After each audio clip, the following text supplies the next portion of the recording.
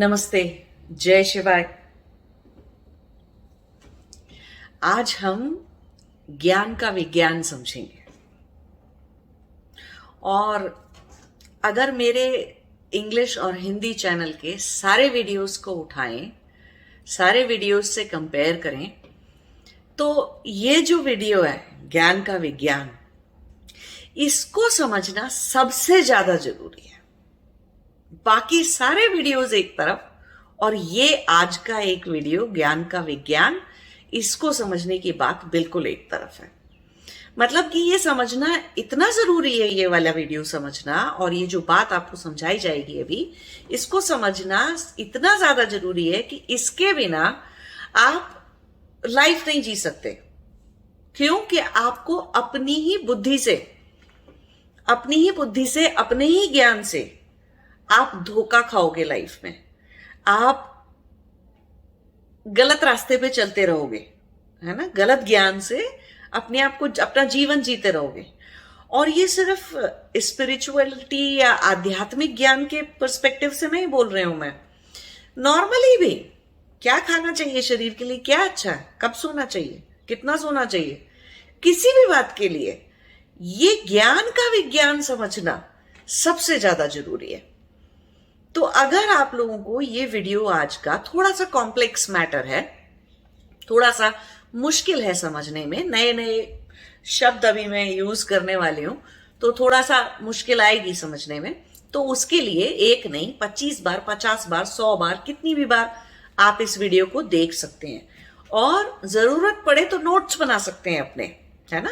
बाद में कभी भी रेफर करना पड़े अगर आपको कहीं पर भी कोई चीज समझने के पॉइंट ऑफ व्यू से, तो नोट्स बनाकर समझ सकते हैं आप चीजों को। तो ये वीडियो सबसे ज्यादा जरूरी है और ये बात समझना जीवन के लिए सबसे ज्यादा जरूरी है, ठीक है। तो अब जैसे कि इस बात को हम क्वेश्चन से शुरू करते हैं। बहुत सारे लोग होते हैं, ठीक, उनका कहना होता है कि भूत नहीं होता। उनका कहना है कि उनको पता है कि भूत नहीं होता। पता है मीन्स दे नो ऑलरेडी कि भूत नहीं होता। भगवान भी नहीं होता बहुत सारे लोगों के लिए, और उनका बड़ा मतलब सॉलिड फर्म बिलीफ है ये कि नहीं नहीं होता, हमको पता है नहीं होता। अच्छा ठीक है। अभी अगर किसी भी छोटी सी छोटी बात, या अब आपने कहा कि अच्छा हमारी बॉडी के लिए पानी पीना अच्छा होता है, चलो 8 लीटर पानी पीना अच्छा होता है। अब आप सबको बताए जा रहे हैं, खुद भी फॉलो किए जा रहे हैं, ठीक है, कि 8 लीटर। अब पूछो कैसे पता है कि 8 लीटर पीना अच्छा होता है? किसने कहा कि 8 लीटर पानी पीना चाहिए? सबको, हर कंडीशन में, हर मौसम में किसी भी देश में कहीं पर भी ज्योग्राफिकली कहीं पर भी रहने से 24 घंटे में 8 लीटर पानी पीना सबके लिए अच्छा है। सबके लिए, सब पे अप्लाई होती है ये वाली बात। ये कहाँ लिखा है ऐसा? किसने बोला ऐसा? कहां से ये ज्ञान आया? तो अपने ज्ञान को परखेंगे कैसे आप कि मैंने ये जो ज्ञान प्राप्त कर लिया ये ठीक ज्ञान था या नहीं था? इस बात को कैसे परखेंगे? तो परखेंगे तो बाद में, पहले तो ये जानना जरूरी है कि हमको ज्ञान होता क्या है ना। प्रोसेस या मेथोडोलॉजी क्या है ज्ञान प्राप्त करने की, उसको समझना सबसे ज्यादा जरूरी है। तो पहला जो उसमें चीज आती है, पहला तरीका क्या है ज्ञान प्राप्त करने का, जो कि सबसे ऊंचा और सबसे अच्छा तरीका माना जाता है, वो है डायरेक्ट एक्सपीरियंस से ज्ञान को प्राप्त करना। अभी हम डिटेल में जाएंगे, एक एक के डिटेल में भी जाएंगे, लेकिन पहले मैं आपको वो 3 तरीके होते हैं ज्ञान प्राप्त करने के, तो तीनों आपको बता देते हूं, ठीक है। तो पहला क्या हो गया? Direct experience. हिंदी में हम उसको बोलते हैं प्रत्यक्ष करना, ठीक। दूसरा है अनुमान ज्ञान।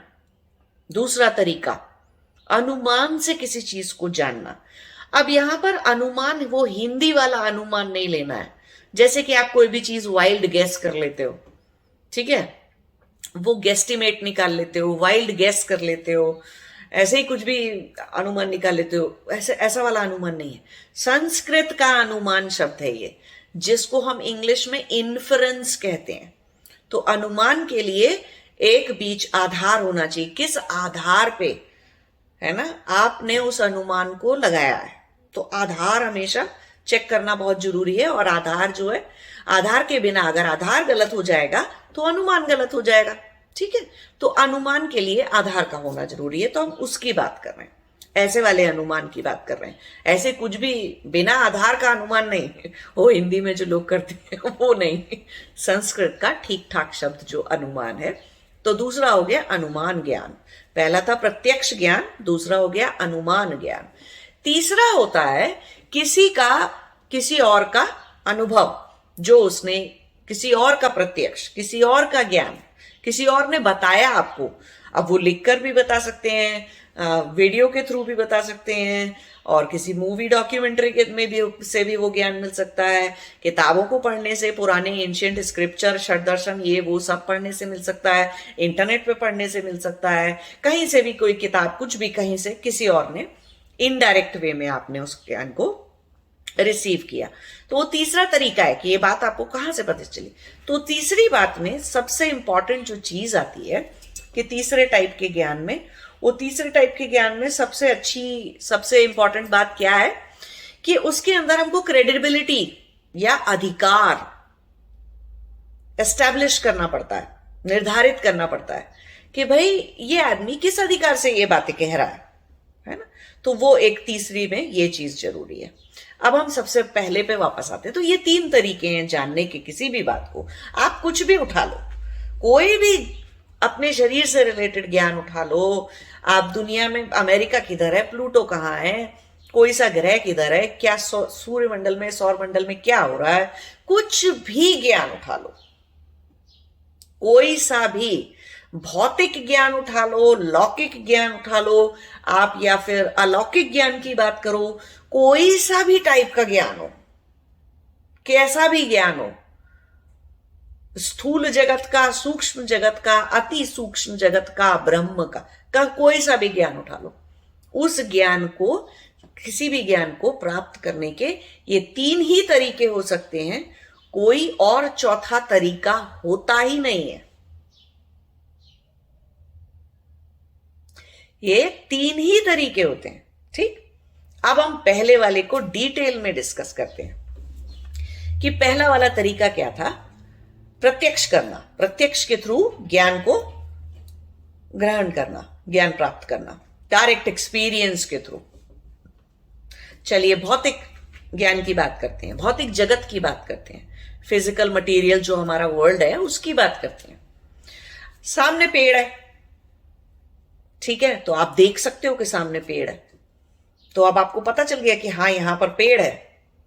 अब ऐसे आप कभी जंगल गए, आपको पता चल गया कि हाँ वो जंगल में इस पहाड़ के पास में, इस कोने पे, इस जगह पे ये पेड़ है, बरगद का पेड़ है, सपोज बरगद का पेड़ है, कि ये पेड़ एग्जिस्ट करता है। अब आपके दिमाग में कोई डाउट नहीं है कि ये पेड़ नहीं है, या फिर ये पेड़ एग्जिस्ट ही नहीं करता, या फिर वो पेड़ जो है वहां पर नहीं है, कहीं और है ना। तो आपने पेड़ देख लिया है, इसलिए आपको पूरी तरह से ज्ञान है कि ये पेड़ ही है, गाय भैंस कुत्ता जानवर कुछ और वो है नहीं, मनुष्य वो है नहीं, वो पेड़ ही है ना। ऐसे आपने ठीक से देख लिया, तो आंख से देखकर हम मान लेते हैं। ऐसे ही कान से जंगल में एक आवाज उठी, है ना, सपोज कोई जानवर आवाज कर रहा है, गुर्रा रहा है, कोई शेर या कोई भी जानवर, तो चलो आवाज आई आपको, तो आपने मान लिया कि नहीं देखो मैंने ना ये आवाज सुनी है अपने कान से, किसी ने आपको कुछ बोला और आपने सुना, तो आपको पता है कि उसने क्या कहा था, तो कान से सुनना। दूसरा तरीका है डायरेक्ट एक्सपीरियंस, प्रत्यक्ष करने का। दूसरा एक वो हो गया इंद्रिय, दूसरी इंद्रिय हो गई आपकी। आप तीसरी हो गई कि आपने कुछ सूंघ लिया कि खाना बन रहा था, खुशबू आ गई आपको खाना बनने की, तो अभी कैसे डिनाई करेंगे, वो झूठ कैसे होगा, अरे खाना ही बन रहा था, कुछ खाने की चीज ही बन रही थी अब उसकी खाने की चीज बनने की खुशबू जो है वो कोई आपके पॉटी जैसी खुशबू तो नहीं आएगी, वहां से कुछ पॉटी जैसी बदबू तो नहीं आएगी, या गटर के जैसी बदबू तो नहीं आएगी ना। गटर के जैसी बदबू आ रही होगी तो आप थोड़ी कहोगे कि मैंने खाना बन रहा था, तो आपके ज्ञान में गलती नहीं है ना, आपकी इंद्रिय ने ऐसे सूंघ कर आपने बिल्कुल ठीक ज्ञान प्राप्त किया कि हाँ खाने की कोई चीज बन रही है, घर के अंदर खाने की खुशबू आ रही। ये हो गया। अब स्पर्श, किसी ने आपको छुआ है, स्पर्श किया है, तो या आपने किसी बहुत ही खुरदुरी सी चीज को छू लिया, तो अब आप गलती से ये थोड़ी बोलोगे कि नहीं वो तो बहुत ही स्मूथ एंड सिल्की थी, नहीं, या कोई बहुत चिकनी सी चीज सतह थी जहां पे आपने हाथ लगाया, स्पर्श किया। तो आपने स्पर्श से भी जान लिया कि हाँ, स्पर्श से भी हमको जो ज्ञान होता है वो बिल्कुल ठीक ज्ञान होता है स्पर्श से। अब हमारी बची टेस्ट की इंद्री, है ना, जीभ हमारी, तो उसके लिए भी अब आपने मीठा खाया है तो आप ये थोड़ी बोलोगे कि मैंने नमक खा लिया या नमक खाया है तो ऐसे नहीं बोलोगे कि मीठा खाया है। चॉकलेट खाई है तो बोलोगे नहीं कि वनीला का टेस्ट आ रहा है ना, तो वनीला खाया है तो बोलोगे नहीं कि स्ट्रॉबेरी का टेस्ट आ रहा है, नहीं बोलोगे ना। तो अपना जो खाया है आपने, जैसा खाया है, तो टेस्ट की इंद्रिय भी ठीक काम करती है। अब प्रत्यक्ष ज्ञान में, डायरेक्ट एक्सपीरियंस में, इंद्रियों से गलती कैसे हो सकती है? इंद्रियों से गलती हो सकती है? हाँ, हो सकती है। कैसे हो सकती है? मान लीजिए कहीं पर अंधेरे में पेड़ देख रहे थे, एक आदमी को वो पेड़ दिख रहा है, दूसरे आदमी को वो ऐसे बड़ी सी मनुष्य की आकृति या कोई राक्षस जैसी आकृति दिख रही है, उसको पेड़ नहीं दिख रहा अंधेरे में, ठीक है।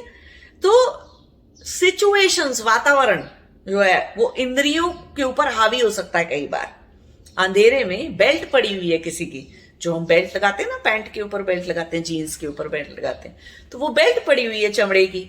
अब वो किसी को तो सांप जैसी दिख रही है, कोई रस्सी पड़ी हुई है, किसी को सांप जैसी दिख रही है, किसी को रस्सी दिख रही है।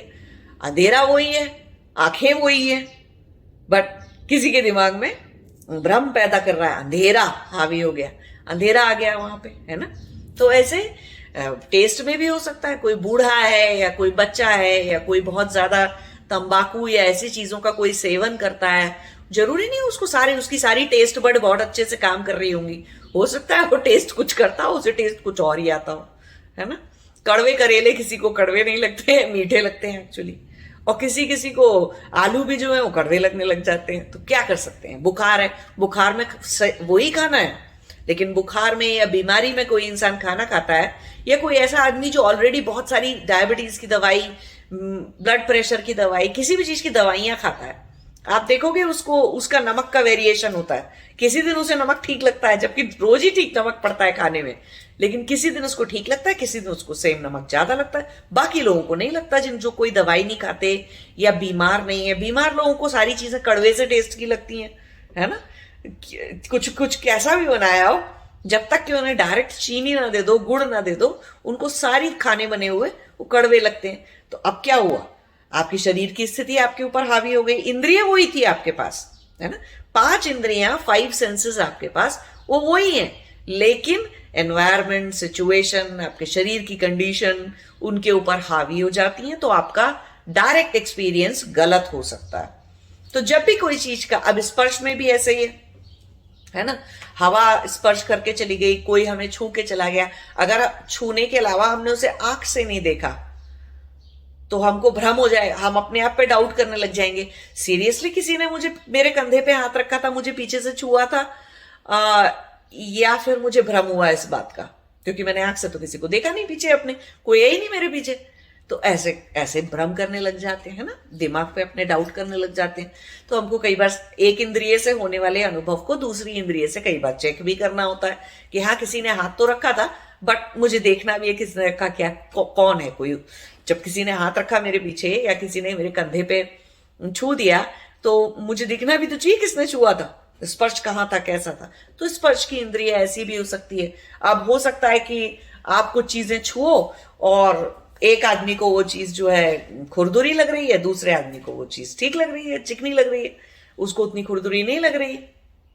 तो ऐसे अपने अपने शरीर में स्पर्श के लिए हाथ कैसे हैं, जो लोग बहुत ज्यादा हाथों से काम करते हैं या जिम जाते हैं या कुछ करते हैं, उनके हाथ में अक्सर कैलस बन जाता है, तो उनका स्पर्श जो है वो जिसको कर रहे हैं उसको भी अजीब लगता है, और खुद उनको भी स्पर्श की सेंसेशन हाथ से करने से उतनी ज्यादा नहीं महसूस नहीं होती है, उतनी ज्यादा पता नहीं चलती है ना।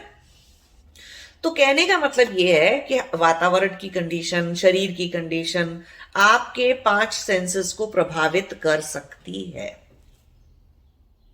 तो 5 सेंसेस से होने वाले जितने भी आपके डायरेक्ट एक्सपीरियंसेस हैं और उसके थ्रू जितना भी आप ज्ञान ग्रहण कर रहे हो, उसमें एरर आ सकती है, उसमें त्रुटि हो सकती है। किस वजह से? कि एनवायरनमेंट कैसा था, वातावरण रात था, दिन था, अंधेरा था, या आपका शरीर बीमार था, स्वस्थ था, या कोई भी चीज थी। एक रीजन ये है। तो इंद्रिय दोष कहते हैं इसे। तो ज्ञान में इंद्रिय दोष हो सकता है डायरेक्ट एक्सपीरियंस में, ठीक। भौतिक जगत के लिए भी, अभी हम स्पिरिचुअल बात तो कर ही नहीं रहे। अब दूसरी गलती क्या हो सकती है? इंद्रिय दोष दूसरे प्रकार का। अच्छा, कितना ही अच्छा दिखता है, ठीक है, सबकी सुनने की और देखने की, आंखों की पावर, सुनने की पावर, और टेस्ट करने की, स्पर्श करने की, कुछ भी, किसी भी चीज की पावर कम या ज्यादा हो सकती है। बहुत सारे लोगों को बहुत सूक्ष्म आवाजें जो कीड़े कीट पतंगों की होती हैं वो सुनाई नहीं देती। बहुत सारे लोगों को देती है, उनकी हियरिंग पावर इतनी अच्छी है, उनको देती है। कुछ लोगों को दूर का दिखता है, कुछ को नहीं दिखता। एक दूर का, उनके पास चश्मा होता है, या चश्मा उतार के देखेंगे तो नहीं दिखता। कुछ लोगों को पास का नहीं दिखता। तो ऐसे अपनी अपनी इंद्रियां जो हैं वो खराब भी हो जाती हैं चलते चलते लाइफ में, या ऐसे ही संस्कार कर्म की वजह से आप ऐसी इंद्रियां लेकर पैदा हुए हो सकते हैं जिनमें कोई ना कोई डिफेक्ट है। तो एक ये रीजन हो गया इंद्रिय दोष का, है ना। इंद्रिय दोष होने का ज्ञान में, डायरेक्ट परसेप्शन में इंद्रिय दोष ये भी हो सकता है। अब रात को हम चंद्रमा देख रहे हैं, बहुत सारे लोगों को ऑस्ट्रेलिया में जब चंद्रमा को हम देखते हैं ना, तो मून ऑरा बोलते हैं उसे। तो चंद्रमा के चारों तरफ एक बड़ा अच्छा सा सर्कल दिखाई देता है। ये मैंने एक्चुअली ज्यादा नोटिस सिर्फ ऑस्ट्रेलिया में किया है, इंडिया में या कहीं और मैंने ऐसे मून के चारों तरफ उसको, और वो पूरे 7 रंगों का होता है। उसको हम लोग यहाँ पे मून बो भी बोलते हैं। जैसे रेनबो होता है ना 7 रंग का, ऐसे ही मून बो होता है 7 रंग का। तो वो मून के चारों तरफ एक घेरा रहता है, उसमें 7 कलर दिखाई देते हैं। बहुत लोगों को वो 7 कलर दिखाई ही नहीं देते, सिर्फ लाल दिख रहा होता है, ऑरेंज दिख रहा होता है, कुछ को हरा दिख रहा होता है, कुछ को नीला और हरा दिख रहा होता है। तो कलर ब्लाइंडनेस की वजह से भी ऐसा हो सकता है, आंखों की पावर की वजह से भी ऐसा हो सकता है, आंखों का दोष भी हो सकता है। तो अब फिर से इंद्रिय दोष आ जाता है उसमें, है ना। ये जो गोलक है हमारे, इनका दोष फिर भी हो सकता है उसमें। अब कुछ लोगों को जो देख, अब एक और भी बात आ जाती है, इंद्रिय दोष और किस तरह का आता है कि हमको चॉकलेट अच्छी नहीं लगती, सपोज किसी को मीठा अच्छा नहीं लगता। तो अब अगर कोई चीज नेचुरली भी मीठी है तो वो उसको मान लेते हैं, जरूर इसमें चीनी डाल दी होगी, इसमें जरूर इस सब्जी में चीनी पड़ी हुई है। चाहे भले ही वो नॉर्मली ही कोई चीज मीठी है, कई बार बहुत ज्यादा प्याज डाल दो किसी सब्जी में तो वो मीठी मीठी सी हो जाती है। तो ऐसा लगता है खाने से जैसे किसी ने चीनी डाल दी है क्या, या गुड़ डाल दिया है उसके अंदर। तो ऐसा धोखा भी हो सकता है। तो अगर इंद्रियों के ऊपर राग द्वेष चढ़ के बैठे हुए हैं, हर चीज में आपने दुनिया भर की लाइक डिसलाइक बना रखी है, तो आपकी इंद्रियां वही देखेंगी, वही परसीव करेंगी जो वो परसीव करना जानती हैं, और उसी तरह से परसीव करेंगी जिस तरह से वो परसीव करना चाहती हैं। तो वो चीज या तो आपके अंदर, ये तो मुझे अच्छा नहीं लगता, ये मुझे अच्छा लगता है, तो मुझे क्या देखना अच्छा लगता है, क्या देखना अच्छा नहीं लगता, ये म्यूजिक मैं नहीं सुनूंगा, ये मुझे सुनना अच्छा नहीं लगता, ये सुनना मुझे अच्छा लगता है। तो अच्छा बुरा, राग द्वेष, उसके हिसाब से इंद्रियां जो है, इंद्रियों के ऊपर राग द्वेष का रंग चढ़ा हुआ है बहुत ज्यादा। तो जो चीज जैसी है वैसी हम देखेंगे ही नहीं कभी भी, हमेशा वो राग के फिल्टर से, द्वेष के फिल्टर से ही देखेंगे हर चीज। जैसी वो चीज आज है, अरे ठीक है, कोई आदमी रोज झूठ बोलता है, अब आज नहीं बोल रहा, वो झूठ सच बोल रहा है, तब भी हम तो मान ही लेंगे कि वो झूठ है, क्योंकि वो हमने अपने दिमाग में बैठा रखा कि नहीं ये तो झूठ ही बोलता है, ऐसे, है ना। हम इंद्रियों के हिसाब से जो सुन रहे हैं उसको सत्य मानेंगे नहीं, अगर इंद्रियों में इस तरह से लाइक्स डिसलाइक्स और ये सब बना रखा है। तो ये एक अलग टाइप का इंद्रिय दोष हो गया, ठीक। अब एक और तीसरे टाइप का भी इंद्रिय दोष होता है। पहला दोष तो ये था कि आपकी इंद्रियां कमजोर हैं, दूसरा दोष ये हो गया कि आपके अंदर लाइक्स डिसलाइक्स हैं, है ना। तीसरा, और कमजोर है इंद्रियां, उसका कारण आपके जन्मजात कर्म या ऐसा भी हो सकता है, या फिर वो कमजोरी आंशिक रूप से ऐसे भी हो सकती है कि अंधेरा था कहीं पे, तो वातावरण क्या था और सब कुछ क्या था, वो एक फैक्टर था। अब एक नया दूसरा एक और तरीका है, तीसरा, कि क्यों इंद्रिय जो है वो दोषी हो सकती हैं। अब उसका कारण है कि इंद्रियों की भी एक रेंज है। सबके पास, चाहे कितनी अच्छी आंखें हैं किसी के पास, प्लूटो को देख लेगा क्या कोई? नहीं ना। जुपिटर देख लेगा अपने आंख से। जैसा जुपिटर आपको दिखाया जाता है, जुपिटर जो ग्रह है, गुरु जो ग्रह है, बृहस्पति जो ग्रह है हमारा गुरु, वो गुरु या बृहस्पति ग्रह जो है या जुपिटर ग्रह जो है, वो जैसे उसके चारों तरफ वो रिंग्स हैं बड़ी बड़ी, वैसा कोई अपनी आंख से देख लेगा क्या? नहीं। कोई चीज बहुत दूर है वो नहीं देख सकते हम। कोई आवाज बहुत दूर से आ रही है तब उसको सुन नहीं सकते हैं ठीक से। कहीं बहुत गहराई से आ रही है तो भी हम नहीं सुन सकते हैं। पानी के अंदर से आ रही है तो भी हम ठीक से नहीं सुन सकते हैं। सूंघ नहीं सकते हम अगर कुछ बहुत दूर से बदबू आ रही है या कोई बहुत ही हल्की सी है। तो कहने का मतलब यह है कि आपकी हर एक इंद्रिय की एक रेंज है, ठीक है। सब कुछ ठीक ठाक भी काम कर रहा है आपके अंदर, पूरे पांचों सेंसेस आपके बिल्कुल ठीक काम कर रहे हैं, फिर भी उनकी एक रेंज होती है कि वो कितनी लिमिट तक की कोई चीज देख सकते हो आप। आंखें उससे ज्यादा देख ही नहीं सकती हैं, ठीक है। तो यहां पे इंद्रियों की लिमिटेशन आ जाती है कि हाँ ठीक है, मतलब देख सकते हैं लेकिन अब हर चीज दिख जाएगी ऐसा तो नहीं हो सकता ना। दूर की कोई चीजें दिख जाएंगी या बहुत ही आंख के पास यहां कर दो तो क्या दिख जाता है? हमें नहीं दिखता ना। बिल्कुल ही पास करने से भी नहीं दिखेगा कोई भी चीज। और इंद्रियों की लिमिटेशन ऐसे भी होती है कि भले ही हमारा भौतिक शरीर है और सब कुछ है, लेकिन कोई आदमी इंसान अपना चेहरा खुद देख सकता है क्या? नहीं देख सकता। शीशे के थ्रू तो देखेगा, शीशा लगाएगा सामने, मिरर लगाओगे आप तभी तो देखोगे। अपना चेहरा कैसे देख लोगे? वरना हाथ पैर देख सकते हो, अपने बाकी का शरीर के अंग प्रत्यंग देख सकते हो, लेकिन क्या चेहरा देख सकते हो अपने आप? नहीं देख सकते अपने आप अपना चेहरा, है ना। अपनी आंखें देख सकते हो स्वयं बिना शीशे में देखे? अपनी आंखों को देख सकते हो? नहीं देख सकते ना। जैसे इंद्रियों के लिमिटेशन है, हर चीज में एक रेंज है, एक लिमिटेशन है। तो इंद्रियों की यहां से पे इस तरह से लिमिटेशन हो गई। तो डायरेक्ट प्रत्यक्ष में जब भी हम डायरेक्ट एक्सपीरियंस की बात करते हैं या प्रत्यक्ष की बात करते हैं तो इतने सारे तरीकों से उसमें त्रुटियां आ सकती हैं। अब हम आ जाते हैं एक ऐसी चीज पे जो दिखाई नहीं देती आंख से, फिजिकल इंद्रिय से हमको दिखाई नहीं देती। तो अब जैसे कि एक बहुत सिंपल एग्जांपल ले लो, प्यार। आपको कैसे पता कि प्यार होता है, प्यार एग्जिस्ट करता है? कैसे पता आपको? प्यार की कोई लंबाई चौड़ाई ऊंचाई नीचाई है कुछ होती है क्या? नहीं। प्यार को नापा या तोला जा सकता है क्या? नहीं। वो कोई फिजिकल वस्तु है? नहीं। तो फिर आपको कैसे पता कि प्यार होता है? आपने तो कभी देखा ही नहीं कि प्यार होता है। कैसे पता चला? या ये पता करना कि सामने वाला आपको प्यार करता है या नहीं करता है। आपको क्या पता चला? कैसे पता चलेगा कि सामने वाला आपको प्यार करता है कि नहीं करता है ना? क्या करोगे आप उसके लिए? तो अब या तो एक ये तरीका है कि सामने वाला कुछ बोले तो आपको पता लग जाएगा कि इसने मुझसे आई लव यू कहा या मैं तुमसे प्यार करता हूं ऐसा कुछ कहा, या प्यार भरे कुछ शब्द या कुछ सेंटेंसेस कहे तो आपको पता चला कि इसको प्यार है। या फिर उसके एक्शंस ऐसे हैं कि वो आपका ध्यान रखे, कोई आपकी केयर करता हो, आपकी बात सुनता हो, आपकी बात मानता हो, तब आप मान लोगे। उसके एक्शन से आपको क्लियर हो जाएगा कि ये आदमी मुझे प्यार करता है। नहीं तो उसके अलावा अगर कोई अपने एक्शन से भी ना बताए, उससे भी ना बताए, तो कहने का मतलब है अगर 5 इंद्रिय से आपको नहीं पता करना या नहीं पता चल रहा है, फिर आप ये वाली बात कैसे मानोगे कि सामने वाले को मुझसे प्यार? तब आप अपनी छठी इंद्री का इस्तेमाल करोगे, है ना। छठी इंद्री क्या है? मन। जो चीजें हम 5 अपनी इंद्रियों से नहीं यूज करके नहीं ज्ञात कर सकते, उन चीजों को ज्ञात करने का तरीका छठी इंद्री से होता है। छठी इंद्री है हमारी इंट्यूशन, हमारी विज्ञानमय कोश, है ना। वहां से हमें पता चलेगा कि कई बार होता है जैसे माँ है, बच्चा दुखी है या बच्चा सुखी है, बहुत दूर से बैठी माँ ने बच्चे की शक्ल भी नहीं देखी, बच्चे को पूछा भी नहीं, कुछ नहीं किया, उसको मन में अपने अंदर से पता है कि मेरा बच्चा परेशान है या मेरा बच्चा दुखी है या मेरे बच्चे के साथ कुछ हो गया। ये वाली बात माँ को कैसे पता होती है? इंट्यूशन से, है ना।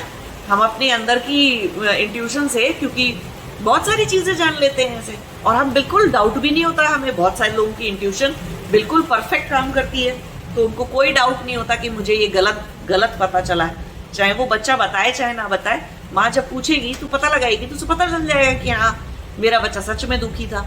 या किसी को मुझसे प्यार है तो इंट्यूशन से पता लग जाता है कि हाँ इस इंसान को प्यार है। ऐसे ही प्यार नहीं, गुस्सा भी पता चल जाता है, किसी का क्रोध, किसी का गुस्सा, किसी की नफरत, ठीक है, जो भी उसके अंदर हमारे लिए फीलिंग्स हैं, इमोशंस हैं, भावनाएं हैं, वो हमें इंट्यूशन से भी पता लग सकती हैं, क्योंकि देखने की जरूरत नहीं होती है ना। हमको तो कई बार कुछ काम करके भी पता होता है कि आज हमारी मार पड़ने वाली है क्योंकि मम्मी पापा से आज हम पिटने वाले हैं। वो कुछ कुछ चीजें करके भी पता रहता है, और कई बार हमें कुछ करके भी नहीं पता रहता कि आज हमारी पिटाई होने वाली है। तो हर चीज इंद्रिय का, हर तरह का ज्ञान इंद्रियों का विषय नहीं है। हर तरह का ज्ञान 5 सेंसेस का, 5 इंद्रियों का विषय नहीं होता। वो तरीका इंद्रियों को यूज करके ही हमें जब सब कुछ पता चलेगा तभी हम मानेंगे। ये मूर्खता है, ऐसा बोलना मूर्खता है कि हम आंख से देख लेंगे तभी मानेंगे। तो ठीक है, देखते रहो, इंतजार करो कभी प्यार दिख जाए किसी के अंदर, है, इंतजार करते रहो गुस्सा दिख जाए किसी के अंदर। तो छठी इंद्रिय का इस्तेमाल करने की तरफ आप जा ही नहीं रहे। आप तो इंद्रियों से बंधे हुए हैं, इसलिए आप हर बात पे ऐसे कह देते हैं कि मैंने ऐसा सुना नहीं, मैंने ऐसा देखा नहीं, तो मैं ये मानूंगा नहीं। तो ये गलत चीज है ना। तो प्रत्यक्ष करने का भावनाओं के लेवल पे मैंने आपको बता दिया कि ये। अब इसी में और थोड़ा सा एक सूक्ष्म लेवल पे चले जाते हैं प्रत्यक्ष करने के अंदर, कि पुराने वाले जो हमारे ऋषि महर्षि हुआ करते थे, वो ऐसे वाले जिनको कि हम सिद्ध बोला करते थे कि वो सिद्ध हैं। वो सिद्धि, वो जरूरी नहीं उनको मोक्ष प्राप्त हुआ हो या वो पूरा अंतिम यात्रा करके निर्विकल्प समाधि तक गए हो, वहां तक जाने की जरूरत नहीं होती है। जिन लोगों का ध्यान धारणा, प्रत्याहार ध्यान और धारणा इतने ज्यादा पावरफुल हो जाते हैं, इतने ज्यादा पावरफुल हो जाते हैं कि वो जिस चीज पर धारणा लगाते हैं उसी के साथ एकाकार हो जाते हैं, उसको हम कहते हैं संयम समाधि, है ना। और पहले ऐसे सारे लोग बहुत सारे हुआ करते थे, बहुत ही सारे। वो क्या करते हैं, इतना अच्छे से प्रत्याहार का मतलब इंद्रियां बाहर नहीं दौड़ रही हैं, अंदर ही सारी हैं। बाहर दौड़ती रहेंगी तो क्या होगा, अचानक से कुछ आंख खुल गई या दिख गया तो ध्यान टूट जाएगा, धारणा टूट जाएगी, है ना। या कुछ सुनाई दे गया, कोई आवाज आ गई, फिर ध्यान टूट गया और धारणा टूट गई। तो प्रत्याहार में क्या होता है, सारे पूरी पंच इंद्रिय अंदर हो जाती हैं, इंक्लूडिंग मन, जिसे हम छठी इंद्रिय कहते हैं। तीनों सारे के सारे एकाकार हो जाते हैं और अंतर्मुखी हो जाते हैं। मतलब कि वो बाहर नहीं दौड़ते रहते, उन्हें कोई फर्क नहीं पड़ता बाहर कुछ भी अल्लाह हो रहा हो या कितनी भी रोशनी हो, अंधेरा हो, कुछ उन्हें आंखों से देखने से नहीं देखने से कोई फर्क नहीं पड़ता, कान से कुछ भी सुनने से उनके धारणा और ध्यान नहीं टूटते, तो कुछ भी नहीं होता। कई बार आप कितनी इंटरेस्टिंग मूवी देख रहे होते हो, आपको पता ही नहीं है बाहर बारिश हो गई, है ना, या कोई हल्ला हो गया, आपको पता ही नहीं, आप इतने बिजी थे ध्यान से क्रिकेट का मैच देखने में या मूवी देखने में, तो आपको पता ही नहीं चला, तो ध्यान टूटा ही नहीं, धारणा टूटी ही नहीं। तो ऐसे वाले ध्यान धारणा की मैं बात कर रही हूं जो टूटता नहीं है, तो इंद्रियां अंतर्मुखी होती हैं। तो प्रत्याहार बिल्कुल पूरा होता था पहले लोगों का, उनकी इतनी चेतना इतनी अच्छी बढ़ी हुई रहती थी और कि वो योग ध्यान तपस ऐसे कर करके अपना इतनी सी तपस्या वो जरूर करते रहते थे कि प्रत्याहार रखते थे वो अपने अंदर, प्लस उनकी धारणा बहुत मजबूत होती थी कि वो बिल्कुल किसी चीज के ऊपर धारणा को कई वर्षों तक, कई मिनटों तक, कई घंटों तक, कई महीनों तक एक ही चीज पे धारणा लगाकर रह सकते थे, है ना, मेंटेन कर सकते थे उस धारणा को। और कितनी भी, और जब वो उनकी क्योंकि ध्यान धारणा इतनी मजबूत थी कि प्रत्याहार ध्यान और धारणा और ध्यान इतने मजबूत थे कि उनको छोटी छोटी समाधियां लग जाती थी। ठीक है, छोटी समाधियां या संयम समाधियां उन्हें कहते हैं कि वो अगर आपने सूर्य के ऊपर लगा ली तो आपको सूर्य के बारे में सारा ज्ञान हो जाएगा। ठीक है, अगर चंद्रमा पे लगा दी तो चंद्रमा के बारे में सारा ज्ञान हो जाएगा। अब चंद्रमा को क्या, 5 चंद्रमा पे गड्ढे हैं, पर्वत हैं, खाई हैं, कोई क्रेटर हैं, कोई वोल्केनो है, वहां पर कोई नदियां हैं, कोई कैसी ऑक्सीजन है, वातावरण कैसा है, ये चीज बिना जाए वहां पर तो नहीं पता चल सकती ना, नहीं पता चल सकती।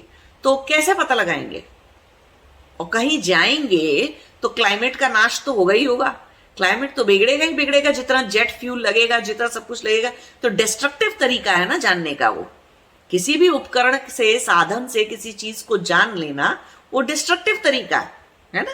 लेकिन कंस्ट्रक्टिव तरीका क्या है कि ध्यान प्रत्याहार जिनका है, उनकी ध्यान धारणा समाधि, या हम सविकल्प समाधियों की बात नहीं कर रहे, जो कि योग और मोक्ष के रास्ते पे जाने वाले लोग लगाते हैं, ठीक है। वो वहां तक जाते हैं, उनको कोई इंटरेस्ट नहीं है सूरज के बारे में, चांद के बारे में, तारामंडल, ब्रह्मांड, गैलेक्सी, दवाइयां, औषधि, ये सब हर इंसान का इंटरेस्ट नहीं होता है, हर आत्मा का ये इंटरेस्ट नहीं होता। तो कुछ आत्माएं इस सब चीजों पे रुकती नहीं है, ठीक है। ये स्टेज सब लोग पार करते हैं, ऐसा नहीं कि नहीं करते हैं, लेकिन कुछ आत्माएं होती हैं, वो कहती हैं कि अच्छा ठीक है, हमें नहीं पता, कोई भी पेड़ होगा तो होगा। अब क्या सारे जहरीले पेड़ या सारे पेड़ खाकर देखेंगे तब पता चलेगा कि मनुष्य के शरीर पर उसका क्या असर होता है? नहीं, उस पर्टिकुलर पौधे के ऊपर, हर्ब के ऊपर, कोई अच्छी औषधि वाला कोई पौधा है तो उस औषधि के ऊपर ध्यान लगाने से, ध्यान धारणा समाधि करने से उसके बारे में सब कुछ पता चल जाता था। तो ऐसे ही पुराने ऋषियों ने, महर्षियों ने सारा ज्ञान संयम समाधि के द्वारा, अभी उस संयम समाधि को हम संयमा बोल देते हैं क्योंकि वो इंग्लिश में लिखा ऐसे जाता है, लेकिन वो सही शब्द संयम है, ठीक है। अब वो संयम लिखने में वो जो अंग की बिंदी है ऊपर, उसको म से लिख देते हैं तो लोग उसको प्रोनाउंस भी कर देते हैं, संयमा बोलने की जगह संयमा बोल देते हैं, तो वो गलत प्रोनाउंसिएशन है। हिंदी में या प्रॉपर संस्कृत में हम उसे संयम समाधि बोलते हैं, महर्षि पतंजलि के योग सूत्र के अनुसार, ठीक है। तो संयम समाधि लगा के उन्होंने इतना सारा ज्ञान प्राप्त किया। संयम समाधि से ये ज्ञान कैसे प्राप्त होता है कि वो जो बुद्धि थी, बुद्धि की जो लिमिटेशंस थी, जो आपके उसकी इंद्रियों की जो लिमिटेशंस थी, रेंज थी, वो सबको पार करके वो ऋषियों के पास ऋतंभरा प्रज्ञा हो जाती थी। उस चीज को हम ऋतंभरा प्रज्ञा कहते हैं, जिससे हम ज्ञान प्राप्त करते हैं अपने चेतन अवस्था में। समाधि की अवस्था से जो ज्ञान प्राप्त किया जाता है वो इंद्रिय जन्य ज्ञान नहीं है, इंद्रियों के द्वारा ग्राह्य किया जाने वाला, ग्रहण किया जाने वाला, इंद्रियों के द्वारा ज्ञात किया जाने वाला ज्ञान होता ही नहीं है। चाहे वो तारे के बारे में हो, चाहे सूर्य के बारे में हो, चंद्रमा के बारे में हो, ब्रह्मांड के बारे में हो, गैलेक्सी के बारे में हो, देवी देवता शक्ति के बारे में हो, पेड़ पौधों के बारे में हो, जमीन के बारे में हो, पाताल के बारे में हो, किसी भी लोक के बारे में हो, किसी भी चीज के बारे में हो, वो ज्ञान इंद्रियों का विषय, इंद्रियों का सब्जेक्ट नहीं है, ठीक है। तो वो ज्ञान सारा किसका विषय है? ऋतंभरा प्रज्ञा का विषय है। तो ऋतंभरा प्रज्ञा को प्राप्त करना पड़ता है।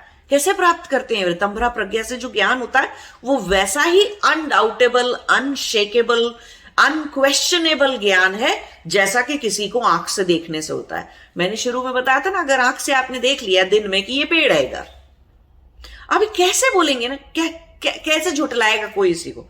आप अपने अंदर भी कोई क्वेश्चन थोड़ी करोगे, पेड़ ही देखा था क्या मैंने? अरे पेड़ ही तो देखा है, पेड़ ही है सामने, ठीक है। तो उसको आप क्वेश्चन नहीं करोगे।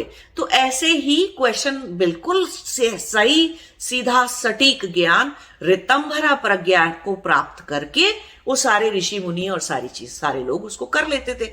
अगर कोई इंसान, कोई भी मनुष्य जिसका प्रत्याहार बहुत अच्छा है और जिसके धारणा बहुत अच्छी है, ध्यान लगाकर, और उसने संयम समाधि के थ्रू अपने संयम समाधि उसने लगा ली अपने नाभि के चारों तरफ के एरिया पे। नाभि का जो एरिया है, मणिपुर चक्र का जो एरिया है, उसके आसपास अगर उसने समाधि लगा ली, ध्यान केंद्रित कर लिया, तो उसके शरीर के अंदर क्या क्या, कितनी नाड़ियां हैं, कितनी नसें हैं, कितने में खून बह रहा है, कितने में क्या होता है, कितने अंदर अंग प्रत्यंग है और वो किस हालत में है, सब कुछ बिल्कुल देखा जा सकता है। सब चीज का ज्ञान प्राप्त किया जा सकता है शरीर के बारे में।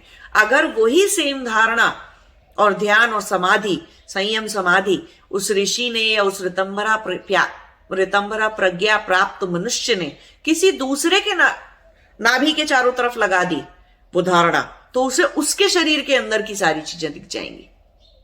तो ऐसे करके संयम समाधि के थ्रू हमारे पुराने ऋषियों ने बिना शरीर को काटे पीटे सुश्रुत संहिता में, चरक संहिता में, हेल्थ के बारे में, शरीर के बारे में एक एक चीज का वर्णन कर दिया, बिना काटे, बिना किसी चीज के।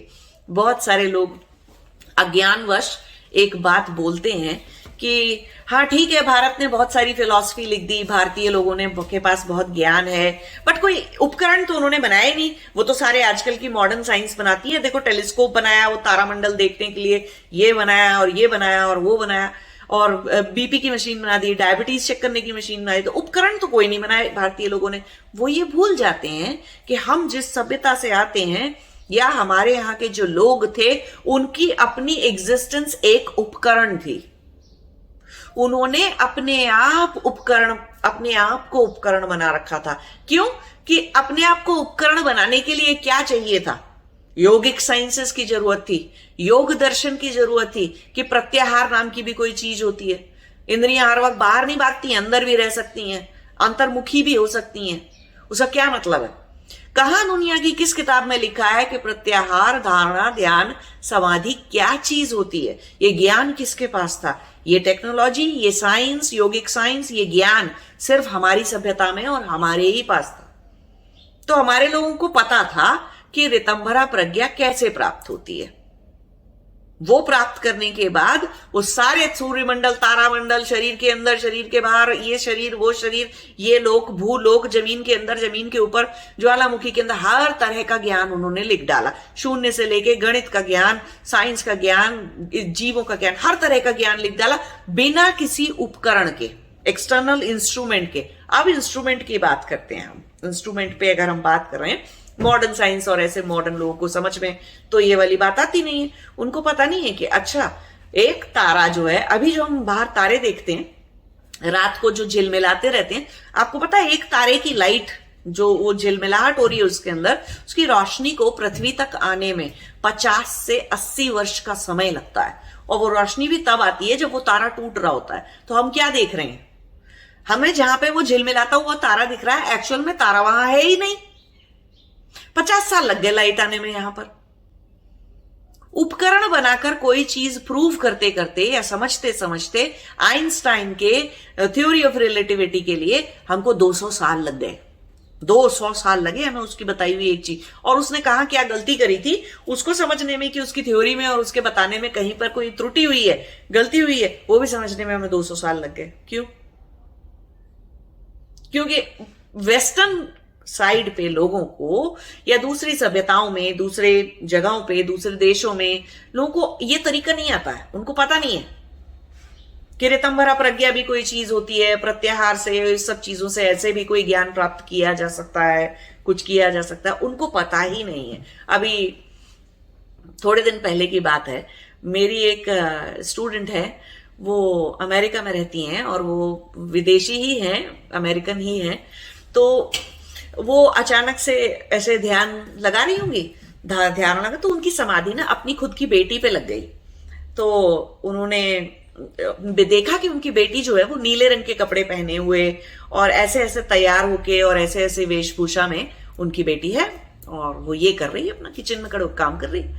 तो उसके बाद जैसे ही उनका ध्यान धारणा, अपने समाधि उनकी खत्म हुई, वो अपने ध्यान से बाहर आई, तो उन्होंने अपनी बेटी को फोन किया और उन्होंने अपनी बेटी को फोन किया और पूछा कि तुमने ऐसे ये सब पहन रखा है? तो उसने कहा हाँ।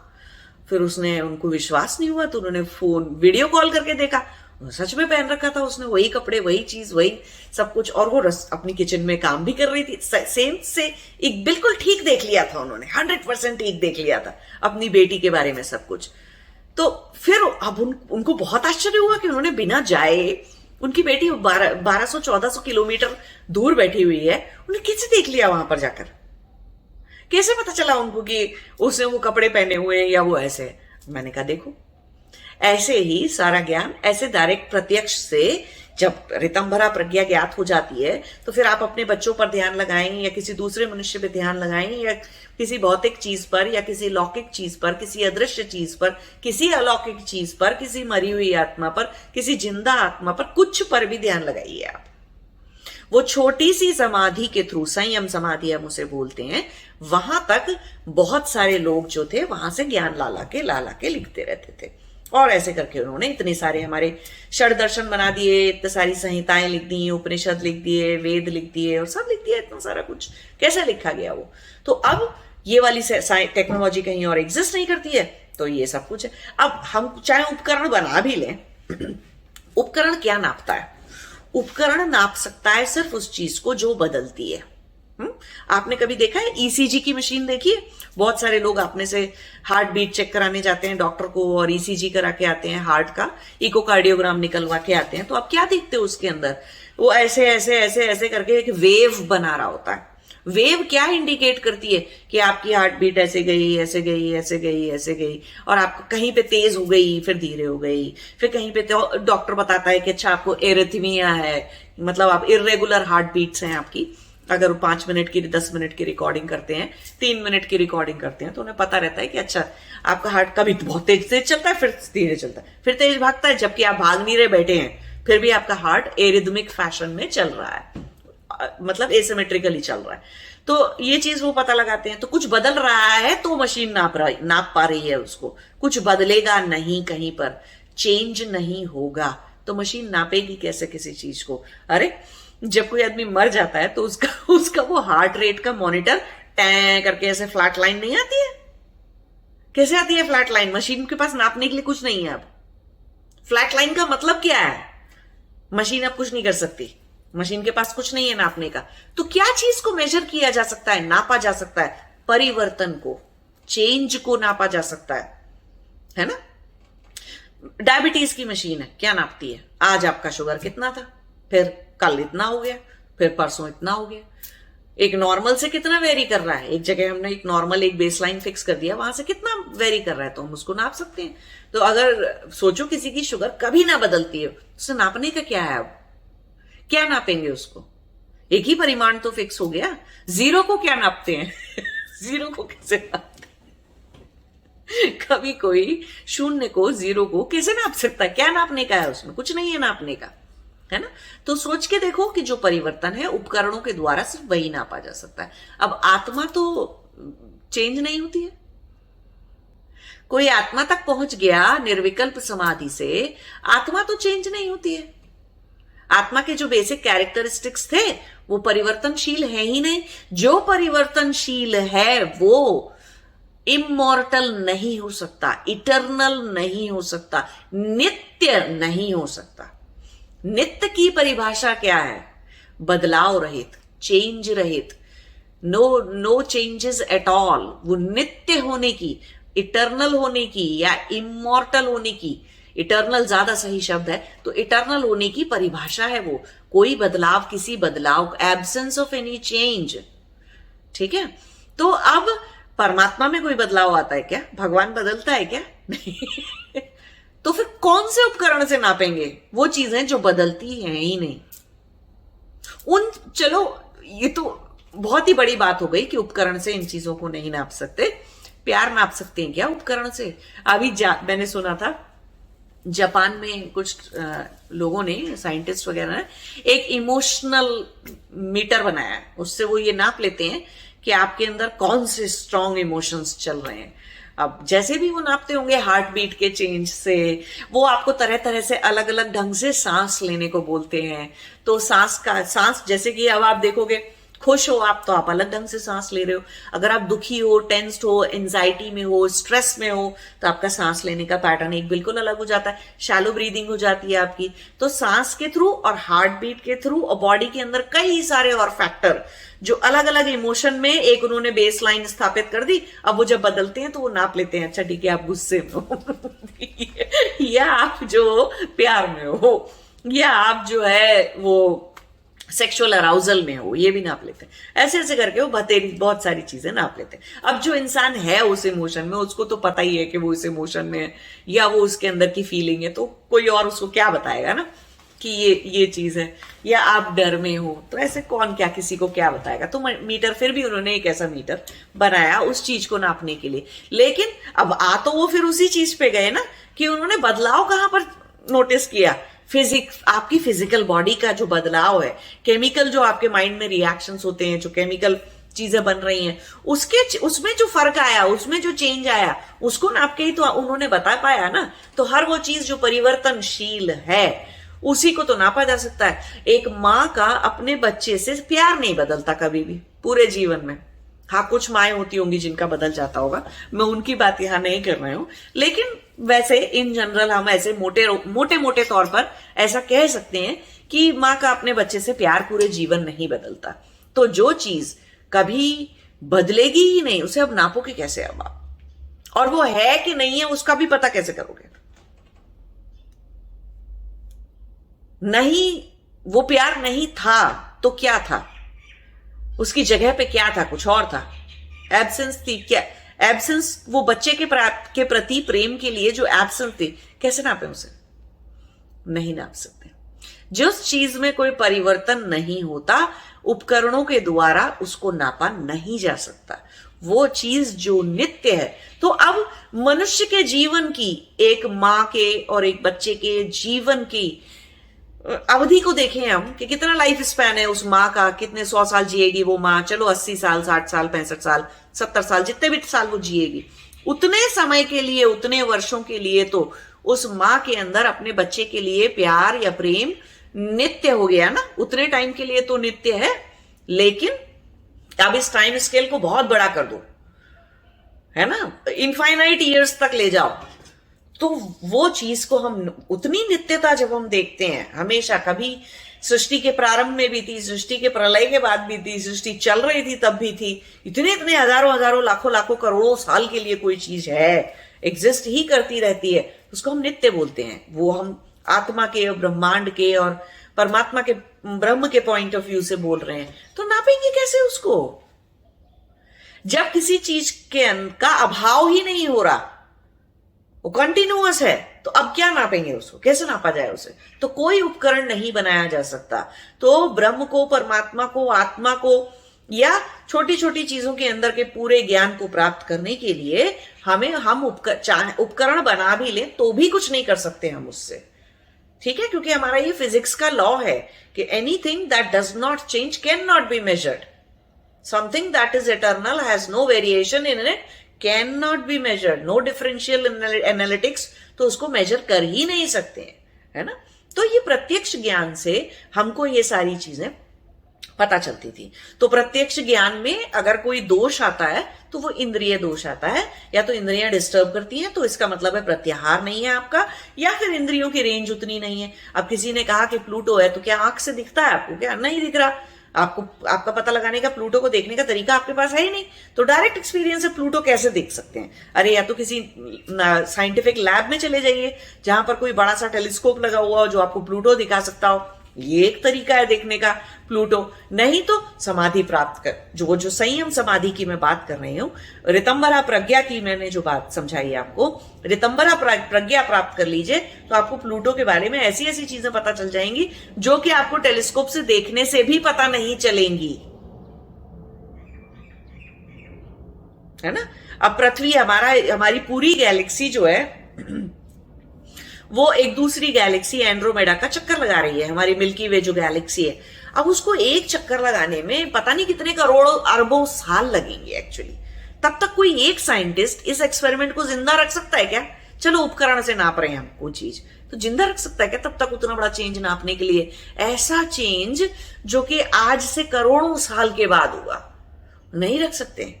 तारे की लाइट हम तक पहुंचने में 50 साल लगते हैं। ये 50 साल इस वजह से फिक्स किए गए क्योंकि वो 50 साल तक वो एक्सपेरिमेंट चला था, इसलिए 50 साल फिक्स कर दिए। अगर कोई साइंटिस्ट उसको 100 साल चलाता या वो तारा उससे भी ज्यादा दूर होता जिसकी लाइट हमें दिख रही है, तो हम कहते कि नहीं, कुछ तारों की लाइट आने में तो 100 साल भी लगते हैं। तो ऐसे ही कुछ तारों की लाइट आने में 1000 साल भी लग सकते हैं हम तक आने में। कोई तारा 1000 साल में एक ही बार उग सकता है ना। लेकिन ये ज्ञान प्राप्त करने के लिए आपके पास कोई उपकरण कभी बनाया ही नहीं जा सकता। इतने, नॉट ओनली दैट कि जो चीज चेंज नहीं होती उसको हम मेजर नहीं कर सकते, ऑल्सो जिस चीज का चेंज होने में इतना लंबा वक्त लगता है उसको भी नापना बहुत मुश्किल काम है, बहुत ही मुश्किल काम है उसको भी नापना।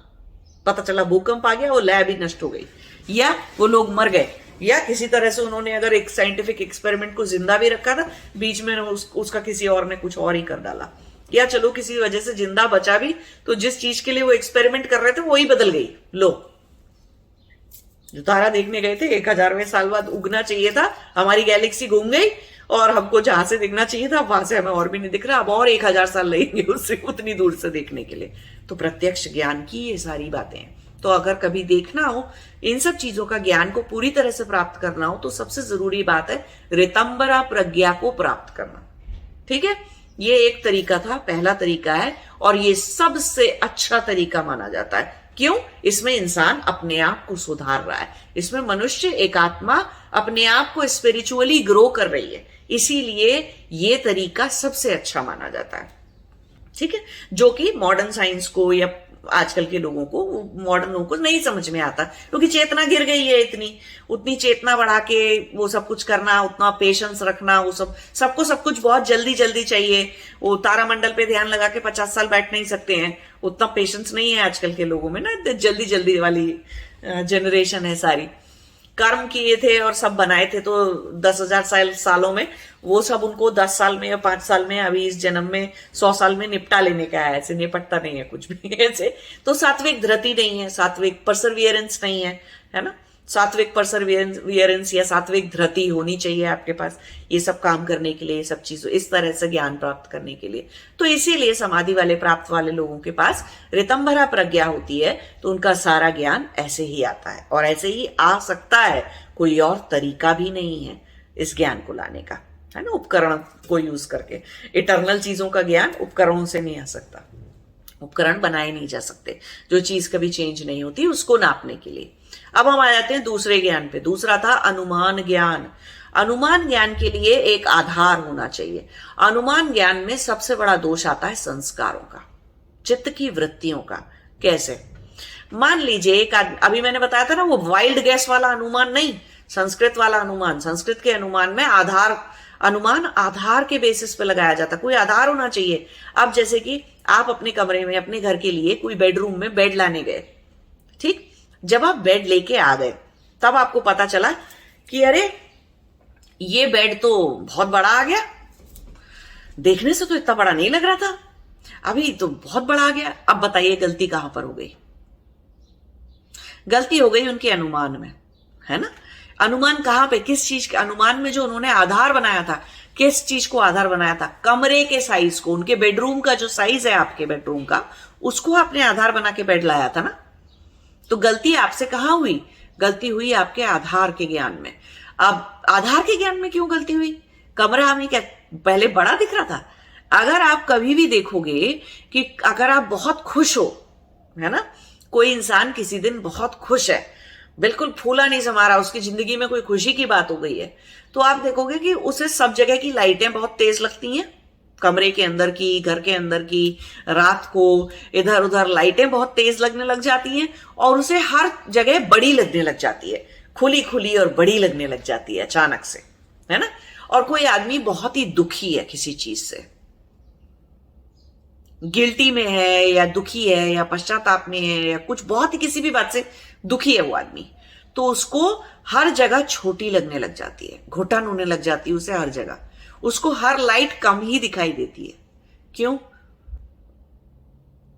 संस्कार दोष। चित्तवृत्तियों से ड्रिवन होना, चित्तवृत्तियों के बेसिस पे जीवन जीना, चेतन ना होना। सिर्फ एक चेतन आदमी, इंसान होगा जो पूरी पूर्ण चेतना से, अगर आप कभी भी किसी कमरे के अंदर घुसोगे, तो अगर वो 10 बाय 12 का कमरा है तो 10 बाय 12 का ही दिखेगा।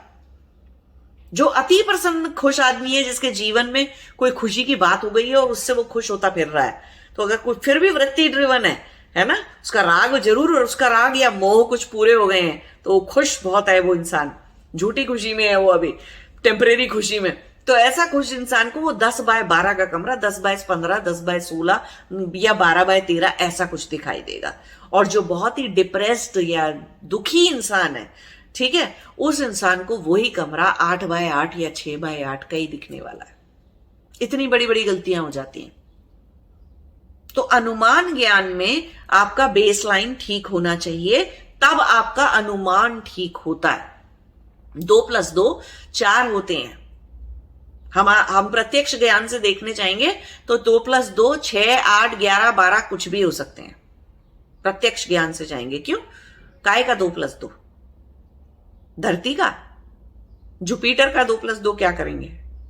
मनुष्य जीवन का? कुत्ते के लिए 2+2 क्या है? बिल्ली के लिए क्या है? तो कितने सारे वेरिएशन हो सकते हैं, लेकिन उससे कोई मतलब नहीं है। हमारे यहाँ प्रत्यक्ष से तो कोई ज्ञान को इंपॉर्टेंस दी नहीं जाती, क्योंकि आजकल की डेट में, क्योंकि इंद्रिय दोष भी हो सकता है और लोगों के पास इतनी पेशेंस है नहीं कि वो रितंबरा प्रज्ञा प्राप्त करके संयम समाधि करते रहें हर चीज के ऊपर, सब चीजों के ऊपर। तो वो अनुमान ही लगाते रहते हैं बैठे बैठे। अनुमान में भी उनका आधारभूत ज्ञान जो है वो गलत है, आधार ही गलत बना लिया। अब जैसे मान लीजिए बाहर आसमान में काले बादल हो रहे हैं, है ना, तो अब आप क्या बोल दोगे जल्दी से? हाँ, काले बादल हो गए, देखो बाहर काले बादल आ गए, बारिश होने वाली है। अब बारिश हुई नहीं, तो अब आप क्या गलती कर गए वहां पर? अनुमान में क्या गलत हो गया कि आपने ये तो देख लिया कि काले बादल आ गए, आपने ये नहीं देखा कि हवा कितनी स्पीड से चल रही थी या हवा किस डायरेक्शन में चल रही थी। बादल ही उड़ा के ले गई, कोई बारिश नहीं हुई, है ना। कितनी बार ऐसा हो जाता है। या कोई और फैक्टर होगा वेदर के प्रिडिक्शन में, बारिश के प्रिडिक्शन में, एयर का प्रेशर हो गया जो कि एटमॉस्फेरिक प्रेशर जो आपने अकाउंट नहीं किया, है ना, उसके लिए अकाउंट नहीं किया, तो फिर बारिश नहीं हुई, तो अब फिर गलत हो गया। तो अगर आपका आधार गलत है कहने का मतलब है, तो अनुमान गलत हो जाएगा। तो हमेशा आधार सही है तो अनुमान सही निकालेंगे हम। तो ऐसे इन्फ्रेंस चलाते हैं हम, इन्फ्रेंशियल लॉजिक या डिडक्टिव लॉजिक, डिडक्टिव रीजनिंग भी बोलते हैं हम इस ज्ञान को इंग्लिश में, इस चीज को। तो अनुमान ज्ञान से हम ऐसी चीजें, तो वैसे अनुमान लगा लिया, अगर हमने अनुमान लगा लिया भगवान है ही नहीं, हमारा ज्ञान हो गया कि भगवान है ही नहीं, किस बेसिस पे लगाया कि अनुमान नहीं, हमें तो दिखा नहीं, तो इंद्रियों की लिमिट तो जान लो पहले, दिखेगा कैसे? जो जहां परिवर्तन ही नहीं है उसको इंद्रियां भी नहीं पकड़ेंगी। जो चीज नित्य है, इंद्रियां भी तो उपकरण के जैसी हैं, इंस्ट्रूमेंट के जैसी हैं, कोई वेरिएशन नहीं है, कोई चेंज ही नहीं है, तो क्या पकड़ेंगी वो? अरे हमारे सोचो टेस्ट में, अगर पूरी दुनिया में सिर्फ एक ही टेस्ट होता मनुष्यों के लिए, जैसे कि मीठा, अब हर वक्त हमें मीठा ही खाना है, तो हमारे लिए मीठा मीठा होता ही नहीं। सीधी सी बात है। आज क्योंकि नमकीन कुछ है तो हम बोलते हैं कि हाँ ये मीठा है, क्योंकि कुछ और नमकीन है। तो अगर वेरिएशन ही एग्जिस्ट नहीं करता, उसका ऑपोजिट एग्जिस्ट ही नहीं करता, तो उस चीज के होने का क्या मतलब है? अरे उल्लुओं के लिए रोशनी एग्जिस्ट नहीं करती, तो उनके लिए कभी दिन में उन्हें कुछ दिखता नहीं है, तो उनके लिए रात भी तो नहीं होती। उनको तो एक ही जैसा दिख रहा है, चाहे दिन हो चाहे रात हो। उनको तो वो वेरिएशन दिखाई ही नहीं दे रहा दिन और रात का। तो ना तो दिन एग्जिस्ट करता है उनके लिए, उल्लुओं के लिए, ना रात एग्जिस्ट करती है ना। उल्लू पक्षी की बात कर रहा हूं मैं, है ना। तो ऐसे समझने वाली बात है ये, बहुत ध्यान से, कि अनुमान से में इंद्रियों की लिमिटेशन भी देखनी होती है कि इंद्रियों से लिमिटेड वाली चीज को तो नहीं आपने आधार बना लिया। क्या आधार बना के अनुमान कर रहे हैं आप, इन्फ्रेंस कैसे लगा रहे हैं? तो अगर आपका बेसलाइन ज्ञान गलत है, तो इसीलिए बोलते हैं कि उसमें प्रत्यक्ष ज्ञान में, डायरेक्ट एक्सपीरियंस में त्रुटि किस चीज से, दोष किस चीज से आ सकता है? इंद्रिय दोष आ सकता है। और इसके अंदर जो हम वो बात कर रहे हैं अनुमान ज्ञान की, इसके अंदर दोष संस्कार वश आता है, मेमोरी से भी दोष आता है, कि वो प्रत्यक्ष में भी आता है मेमोरी से दोष। हमको पता था कि ये आदमी जो है थोड़ा सा काला दिखता है, अब हर वक्त हमने उसको काला ही देखा था, हमारी मेमोरी में वो काला इंसान है, सपोज उसका दबा हुआ रंग है, थोड़ा सा गहरा रंग है उसका, गेहुआ रंग है, और आज वो इंसान कुछ तो करा के सफेद होके और बहुत गोरा होके आ जाए हमारे सामने, तो हमको दिखाई फिर भी नहीं दे रहा है, हम फिर भी कह रहे नहीं नहीं ठीक है, तुम तो फिर भी ऐसे ही हो। अरे तो आप हमारी स्मृति और स्मृति जो पास्ट एक्सपीरियंसेस हैं, वो सब भी हमारे डायरेक्ट एक्सपीरियंस को, प्रत्यक्ष को क्लाउड कर सकते हैं, ढक सकते हैं या बदल सकते हैं। तो हमारा ज्ञान वहीं गलत हो जाता है हमेशा के लिए। ठीक, ये दूसरा तरीका हो गया। तीसरा तरीका क्या है ज्ञान प्राप्त करने का? कि हमने किसी से सुना, किसी और एक्सपीरियंस, तो वहां पे मैंने समझाया कि क्रेडिबिलिटी एस्टैब्लिश होना चाहिए। कि अभी कोई जर्नलिस्ट या पॉलिटिशियन आपको आके बोलेगा कि देखो ऐसे ऐसे एक जुपिटर ग्रह होता है, उसके चारों तरफ इतनी रिंग्स होती हैं, या एक प्लूटो एक प्लैनेट होता है, उसके चारों तरफ ऐसा होता है, प्लूटो पे इतना ठंडा रहता है, इतना इतना माइनस में -200 डिग्री या 250-300 डिग्री टेम्परेचर होता है, तो आप मानोगे क्या? नहीं। लेकिन अगर इसरो का कोई साइंटिस्ट आके ऐसा बोले, या नासा का कोई साइंटिस्ट आके आपसे ऐसा बोले, या कोई भी साइंटिस्ट आके, किसी भी देश भाषा कंट्री का कोई साइंटिस्ट आके बोलेगा, तब आप मानोगे ये वाली बात। कोई भी चलता फिरता आपको कह दे, बता दे, ये दवाई खा लो, इस बीमारी के लिए तुमको ये परेशानी है, ये दवाई खा, आप मानोगे क्या? नहीं मानोगे। वो डॉक्टर है या बहुत जानकार है या बहुत समझता है, बहुत तरह से उसने हर चीज पे रिसर्च और पीएचडी करी हुई, तभी मानोगे आप। ये वाली बात आपको समझना बहुत ज्यादा जरूरी इसलिए है कि आज की डेट में अधूरा ज्ञान, बेकार ज्ञान, कैसा भी उल्टा सीधा ज्ञान के नाम पर कोई भी कचरा इंटरनेट पे मिल जाता है। बहुत सारे लोग कुछ भी यूट्यूब के वीडियो देखते हैं, फिर मुझसे आके पूछते वो आदमी ऐसा क्यों कह रहा है, या वो गुरुजी ऐसा क्यों बता रहे हैं, वो टीचर ऐसा क्यों बता रहे हैं। मुझे नहीं पता कि वो ऐसा क्यों बता रहे हैं, ठीक है। मैं जो बता रहे हैं वो यहां यहां यहां यहां लिखा हुआ है, और मेरे अलावा वो दूसरे लोगों का भी प्रत्यक्ष था, है ना। अब मेरा जो डायरेक्ट एक्सपीरियंस है, प्रत्यक्ष है, उसको मैंने और कैसे वैलिडेट किया, और कैसे मैंने उसका प्रूफ ढूंढा, अपने लिए नहीं। मेरे अंदर तो ऋतभरा प्रज्ञा से आया हुआ ज्ञान है, मुझे अपने ज्ञान पे क्वेश्चन नहीं करना। लेकिन कोई और पूछ रहा है तो उसको अगर चाहिए तो हम शास्त्र प्रमाण देते हैं, है ना, कि हाँ ठीक है, ऐसे वाले ऋषि और पुराने ऐसे गुरु थे, उनको भी ये चीज पता चली थी, उनको भी यही ज्ञान हुआ था, ये इस किताब में लिखा है, ये उस किताब में लिखा है, ये यहाँ पे ऐसे लिखा है, वैसे लिखा है। तो अब कोई भी इंटरनेट पे कुछ भी ज्ञान लिखने लग जाता है कि आलू 10 लीटर पानी पीना, 7 लीटर पानी पीना रोज अच्छा है। अरे आइसलैंड में रहते हो तो 7 लीटर पानी पी लोगे क्या? नहीं। किसी भी बहुत सर्दी की ठंडी जगह में आप रहते हो तो रोज का 8 लीटर पानी पी जाओगे क्या? पी सकते ही नहीं हो। और पीने से कुछ अच्छा हो जाएगा शरीर में? नहीं, उल्टा हो जाएगा, बुरा हो जाएगा। सर्दी में पसीना नहीं आ रहा, आपको कुछ नहीं हो रहा, तो आपकी रिक्वायरमेंट पानी की नीचे जानी चाहिए। तो ये कहां से साबित हो गई बात कि इंटरनेट पे जो लिखा है, जिसने भी कह दिया, कोई ऐसे बहुत सारी किताबें भी उल्टी सीधी छपी हुई हैं, बहुत सारी मूर्खतावश, अज्ञानवश कोई भी कुछ भी लिख देता है। तो आप कैसे पता करोगे? अरे कुछ भी पढ़ने से पहले, कुछ भी सुनने से पहले वो ऑथर के बारे में जानो, किसने राइटर है, कौन राइटर है उसका, उसने क्या कर रखा है, कौन था वो, उसने उसके पास क्या अथॉरिटी है उस बात को कहने की, ठीक है। कोई इंसान है, क्या उसने अपनी स्पिरिचुअल जर्नी नापी है, क्या वो समाधि तक गया है, क्या वो कौन सी समाधि तक गया है, उसे ज्ञान में कितनी शुद्धि है। और नहीं तो ये तीसरे लेवल को ना सबसे खराब लेवल क्यों माना जाता है, या सबसे निचला स्तर ज्ञान का क्यों माना जाता है? वो इसीलिए कि आजकल कलयुग में बहुत सारे चीजों का पोल्यूशन हो चुका है। अर्थ ये सारे वेद शास्त्र और ये जो सारे दर्शन शास्त्र हमारे जितने भी हैं, उपनिषद, उतनी बुद्धि है नहीं कि वहां से समझ लें सीधा सीधा।